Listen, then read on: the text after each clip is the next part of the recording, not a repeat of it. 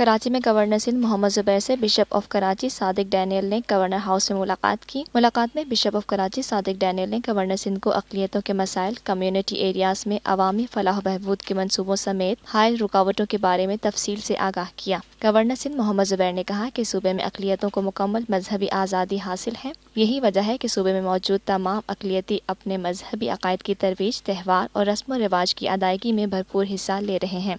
हुकूमत ने आला ऐवान से लेकर बल्दियाती इदारों तक मैंने अक़लियत की नुमाइंदगी को यकीनी बनाने के लिए मखसूस सीटें भी मुख्तस की हैं, ताकि अक़लियत भी अपने मसाइल को आला ऐवान से लेकर बल्दियाती इदारों में न सिर्फ खुद उठाएं बल्कि उन्हें हल भी करवाएं। Lotus lake towers, a groundbreaking endeavor by Lotus Properties.